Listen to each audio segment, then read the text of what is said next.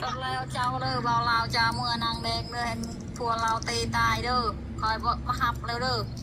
นางแดงกันเด้อแล้วแต่แห่งมันคาตายตามเจ้าเลยจนแล้วเจ้าหับเอามือเฮือนลาวหันพวกเราเห็นเอ็งพวกเราตีเด้อเบาลาวคอยไม่ได้หับเลยเด้อนางแดงหันเด้อจนแล้วเจ้าเลยเด้อ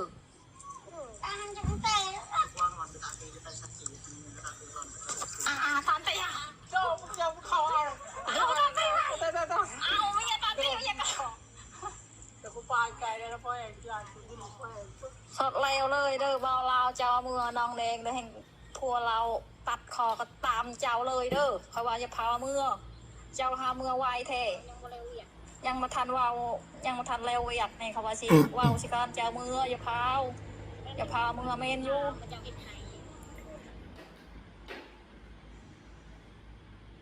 ได้ยินบ่พี่น้องเขาว่า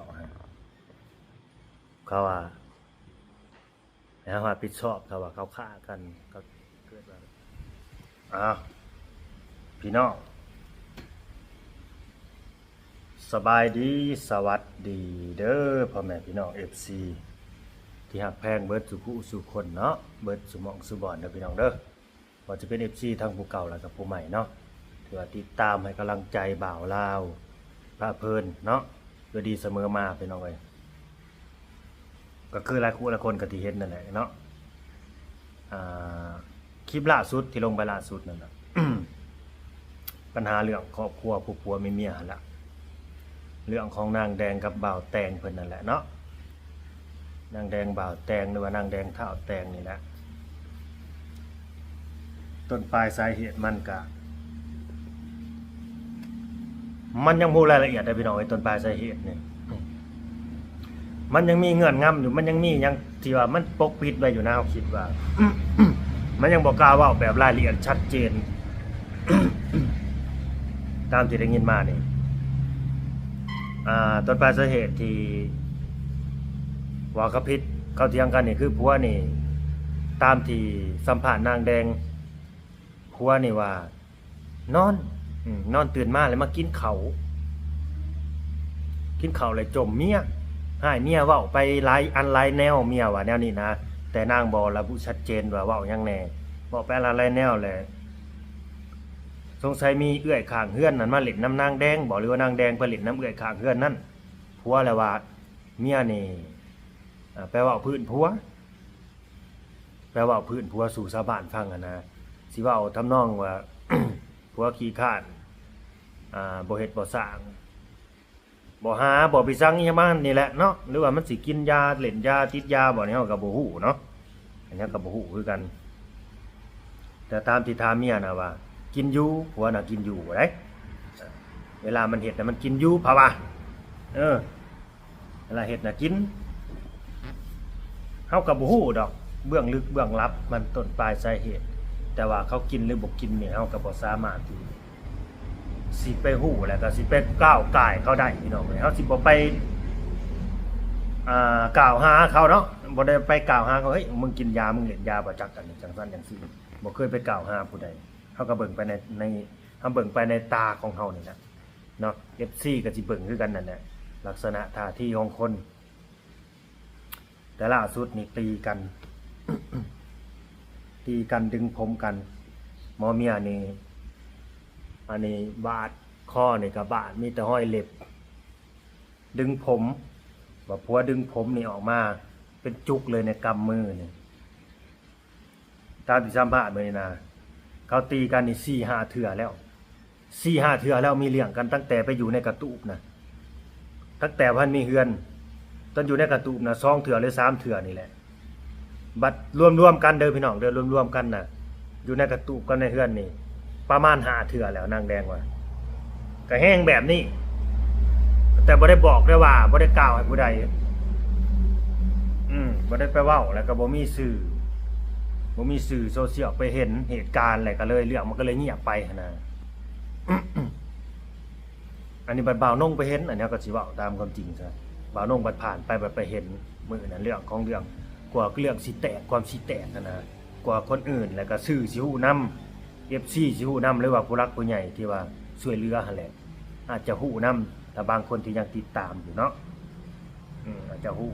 ถ้าว่าบ่กลายไปมื้อนั้นก็คือบ่เห็นบ่ฮู้ไปเลยก็สิเงียบไปอีกจักสิเงียบซำใดอันนี้ก็ดีเพราะว่านี่ภาพเด้อพี่น้องเด้อเฮาสิตัดมาในนี้เด้นี่ได้ภาพที่เพิ่นนอนย่างนางแดงนี่ที่นอนย่างหลังจากที่หย่องกันแล้วตะลุมบอลกันแล้วกับผัวเพิ่นก็นอนย่างบ้านนี้อันนี้สงสัยสิเป็นเอื้อยเพิ่นนางพรวิไลไปย่างเนาะไปนอนย่างให้แล้วก็เมื่อเฮือนก็ไปนอนย่างอยู่เฮือนอีกว่าซั่น สาเหตุที่นอนย่างนะคือเจ็บหัวนางว่าเจ็บหัวแล้วก็เจ็บแอวนี่แหละเจ็บสะโพกผู้หญิงกับผู้ชายเนาะถ้าว่าความรุนแรงมันก็จังไดมันก็บ่สู้ผู้ชายอยู่แล้วว่าเพิ่นใส่ความรุนแรงนะพี่น้องเอ้ยว่ามันก็สิถูกหลายอย่างแหละเนาะถูกกำปั้นถูกวิสังแหน่เลยผู้ชายเฮ้ยเวลามันหึนเนาะเวลามันแบบเฮาก็บ่รู้กันอาการของคนแบบนี่มันเล่นมันกินนะมันเป็นจังไดเนาะ คือมื้อนี้เฮาก็เข้าไปติดตามเบิ่งสภาพความเป็นจริงเนาะลงพื้นที่ว่าจะเข้าไปเบิ่งตัวจริงไปก็บ่เห็นเขาหั่นแหละ ในเฮือนน่ะบ่เห็นไผว่าบ่เห็นก็เห็นผัวเด้อเห็นบ่าวแดงตอนเฮามาจอดรถอยู่นอกพี่อยู่หนทางพี่เลี้ยวเข้าไปบ่เห็นเฮือนน่ะเงียบกริบที่จริงนั้นอยู่ในขี้ไผบ่หรือว่าอยู่ในห้องน้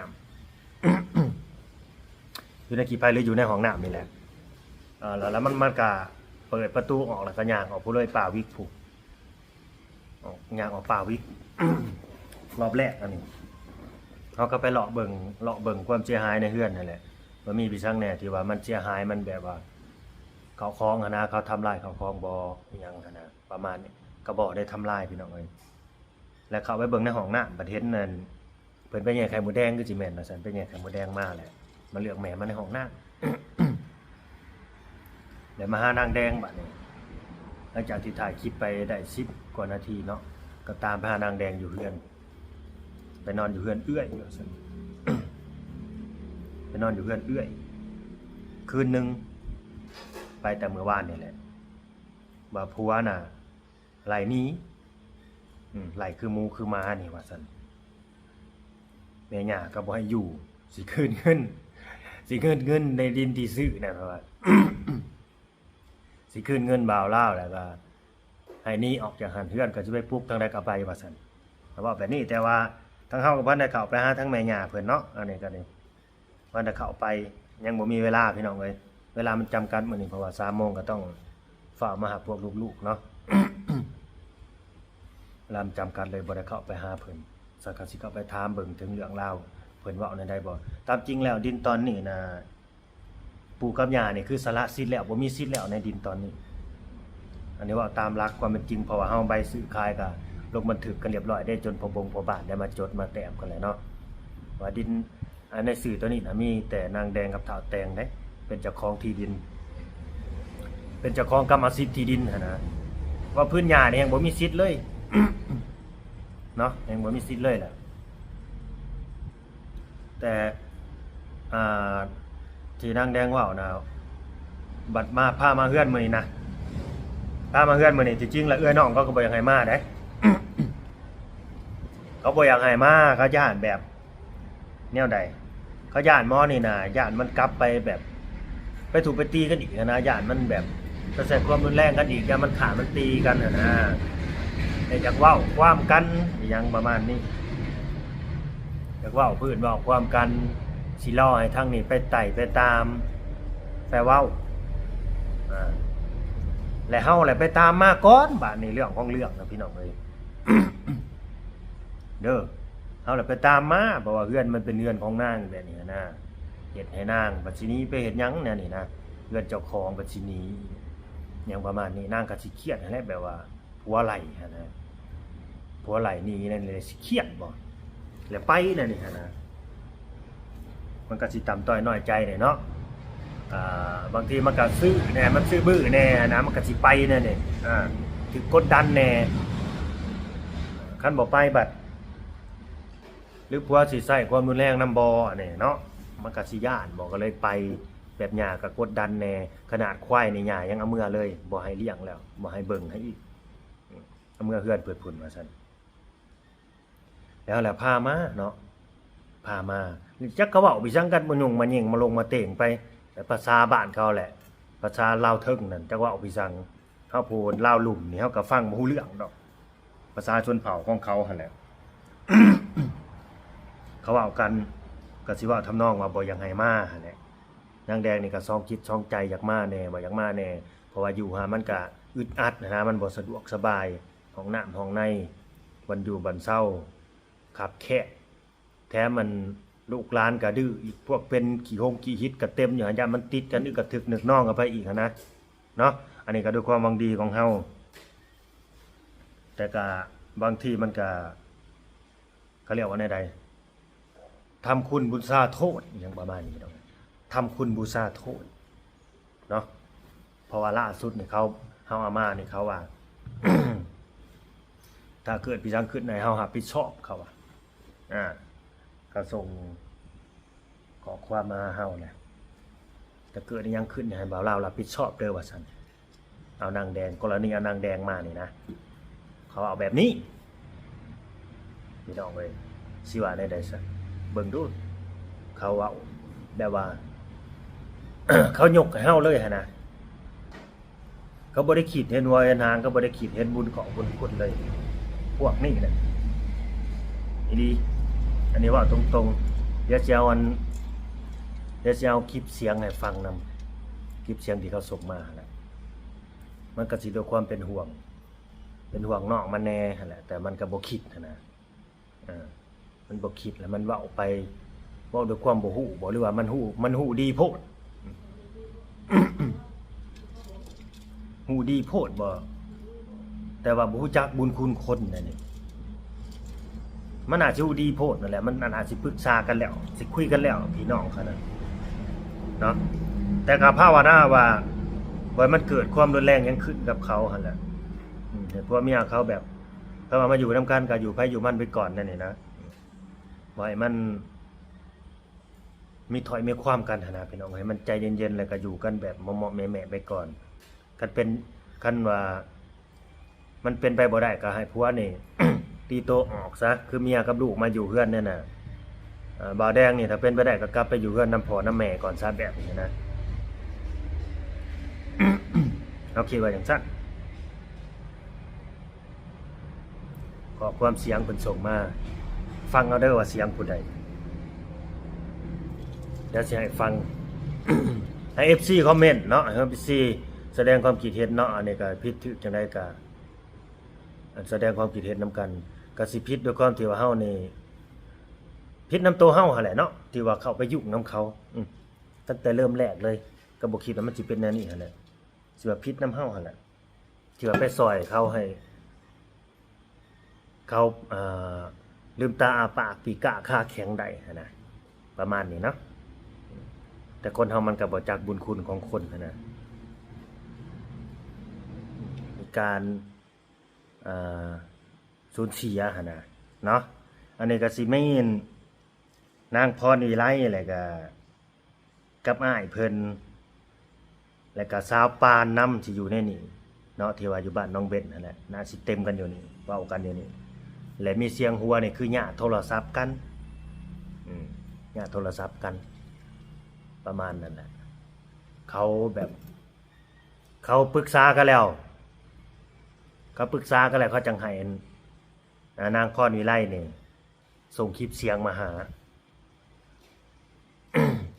ส่งคลิปเสียงมาหาเนาะ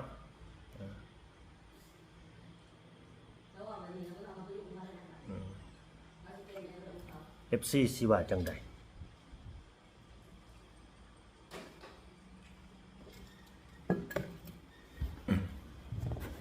นี่แหละคือเรื่องจริงเนาะบางสิ่งบางอย่างก็ FC สิเบิ่งแต่ ในสื่อสิเบิ่งแต่ในคลิปมันก็สิน่าแบบอีโดนสงสารเขาหั่นนะแต่เรื่องจริงบ่แม่นได้เนาะเขาปีกล้าค่าแข็งในแต่ละคนคืออ้ายเขานี่คือกันเนาะ อ้ายเขาก็คือกันแบบบ่ฮู้จักอีหยังคือกันบ่ฮู้จักบุญคุณคนอีกหมอนี่ก็ดีหมอสโลนี่ก็ดีหายบ่าวลาวคือกันอีกพี่น้องเอ้ยอันนี้ก็หายแบบว่าติดต่อเรื่องเงินติดต่อเฟซนี่แหละส่งเฟซส่งหยังให้กันบ่ได้แล้วว่าเฮานี่เฮ็ดให้เพิ่นบ่ได้จังซั่นจังซี่แท้เน็ตมันบ่มีมื้อน่ะมันบ่มีสัญญาณนั่นแหละและมื้อนี้ก็อ้ายก็ส่งคลิปเสียงมานี่หลังจากที่เฮาส่งคลิปเสียงไปส่งคลิปเสียงใจไปอ้ายแล้วว่าคนมันติดยามันเล่นยาอีหยังประมาณนี้นะพอเราแต่ว่ามันบ่ดีอยู่แล้วคนสูบยามายังบ่ดีเด้อถึงแต่มันคาทิมนี่คืออ้ายส่งเสียงมา ส่งเสียงมาว่ามันยังบ่ดีดอกเพิ่นว่า มันเล่นยามันสูบยาจังน้อยมันขาดทิมอันนี้เขาเว้าเนี่ยก็มีเหตุผลอยู่เนาะแต่มันก็สิบ่ปานนั้นติแปลว่ามันเฮ็ดเฮาเข้าไปแหละหั่นนะอันนี้ก็บ่ได้เข้าข้างเจ้าของฝ่ายเดียวดอกมันก็ผิดที่ว่าเฮาไปยุ่งเกินไปหั่นแหละเนาะไปยุ่งเกินไปไปเสือกเกินไปแน่ๆบ่หรือว่าจังใดพี่น้องก็คือถามว่าคือสิจบไว้นี่แหละกับครอบครัวจูนี่ว่าซั่นซะคือสิจบไว้นี่แหละถ้าว่าปัญหามันแบบว่ามันทุกอย่างมันนั่นขี้คายแล้วมันก็คือสิบ่มีหยังต่อแล้วล่ะ อันนี้ก็สิเข้าไปอีกประมาณบ่เกินเทื่อนึงดอกก็คือสิจบแล้วสำหรับครอบครัวนางพรนิไลกับลูกๆแล้วก็อ้ายน้องนี่คือสิจบแล้วล่ะเหลือแต่ติดข้างที่ว่า แม่ฮักน้องแดงนั่นแหละเนาะที่ว่าฝากเงินมาว่าสิซื้อแบะนั่นแหละที่มันติดข้างตัวนั้นก่อนเพราะว่าเงินจำนวนนั้นมันยังอยู่นำเฮาอยู่นะก็คือถ้าว่าเฮาเงินยังไปมอบให้แล้วก็คือสิจบเลยบาดนี้สิเป็นใดๆก็สุดแล้วนะบาดนี้นะต่างคนต่างอยู่เขาก็ปล่อยเขาอยู่ไปตามอัตภาพของเขาเนาะตามมีตามเกิดของเขาให้เขาอยู่ตามอย่างที่เขาเคยอยู่มาล่ะเขาก็ยังอยู่ได้เนาะเขาสิเป็นจังได๋ก็ให้เขาเป็นแบบนั้นล่ะอันนี้มันก็ จังได๋นั่นแหละเขาเรียกว่าทำคุณคนบ่ขึ้นประมาณนั้นไปซอยแบบไปซอยคนที่ว่าบ่รู้จักบุญคุณคนบ่มีความรู้นี่คนบ่ได้เรียนหนังสือมันสิเกี่ยวกันติพี่น้องว่าบ่ได้เรียนหนังสือแล้วบ่มีความรู้คิดหยังบ่ได้แบบนี้มันสิเกี่ยวกันติแล้วบ่คิดเห็นว่าไผดีกับเฮาไผมีบุญคุณกับเฮานั่นนี่บ่คิดเลยบ่ข่อยบ่มีความรู้นั่นนี่นะข่อยบ่ได้เรียนบ่ได้มีไผบอกไปสอนข่อยนั่นนี่มันเกี่ยวกันอยู่บ่แบบนี้นะกรณีแบบนี้อันนี้ก็แต่ว่าเนาะถ้าเกิดว่าสมมุติเขาเลิกเขาลากันได้ดีน่ะมันก็สิเป็นถอยเป็นความกันอยู่เรื่องดินเรื่องเฮือนนี่แหละพี่น้องเอ้ยเนาะแต่เรื่องของเรื่องนี่คือนางแดงนี่มันยังบ่ฮู้หยังดอกยังบ่ฮู้หยังว่าเอื้อยน้องเขาคิดในใดเว้าในใดกับบ่าวลาวนะมันยังบ่ฮู้หยังแต่เรื่องดินเรื่องดอนคือกันถ้าเกิดว่าเขาเลิกเขาลากันอีหลี เสี่ยวแนวใดพี่น้องว่าเสี่ยวจังได๋ถ้าว่าเกิดว่าเขาเลิกเขาลากันอีหลีหั่นนะสิให้เฮานี่ไปยุ่งอยู่บ่ไปดำเนินการนำเขาอยู่บ่หรือว่าจังได๋หรือว่าปล่อยไปเลยไผอยากเป็นของไผก็เป็นไปเลยแบบนี้บ่ต้องไปสอบไปสนแล้วบอกกับครอบครัวพวกนี้เอาแบบนั้นบ่หรือว่าจังได๋หรือว่าสงสารนั่นนางแดงกับลูกอีกบ่หรือว่าจังได๋สิบ่เป็นคือเอื้อยคืออ้ายเขาอีกบ่อันนี้ก็ดีต่อไปหั่นนะมันสิบ่เป็นคือกันอีกบ่คือสมมุติว่ามันถือเอื้อยอ้ายมันเป่าหูนี่นะแบบเว้าให้ฟังจังซั่นจังซี่หั่นนะมันสิบ่ไปนำกันอำลำอีกบ่แม่นบ่พี่น้องเฮาเว้าหั่นนะ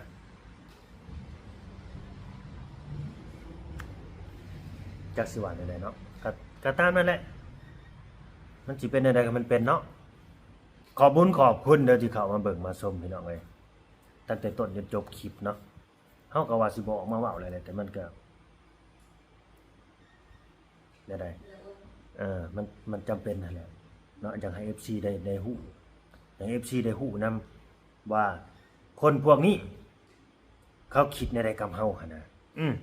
ให้ FC เป็นผู้ตัดสินใจแล้วก็ผู้รักผู้ใหญ่คือกันเป็นผู้ตัดสินใจว่าเขาคิดในใดกับเฮาเขาเห็นความหวังดีของเฮาที่เฮาคิดกับครอบครัวเขาบ่เฮาหวังดีกับเขาหั่นนะอย่างเขาได้ดีแบบนี้นะเขาคิดเห็นความหวังดีเฮาอยู่บ่ประมาณนี้เนาะขอบคุณเด้อ FC เบิดทุกคนเนาะฝากเป็นกำลังใจให้เด้อพี่น้องเด้อเนาะก็ได้แต่ภาวนาว่าบ่ให้มันเกิดเรื่องหลายๆอย่างเกิดขึ้นกับนางแดงแล้วก็ท้าวแตงเนาะถ้าเกิดว่ามันบ่แม่นคู่แม่นคิงเขาก็ขอให้เขาเลิกลากันโดยดีจากกันโดยดีหั่นน่ะประมาณนี้เนาะจบกันโดยดีแค่นั้นแหละพี่น้องเอ้ยถ้าว่าสิเป็นคู่เป็นสายหนิ่งสายแน่นกันก็ให้กลับมาอยู่นํกันแบบนี้ก็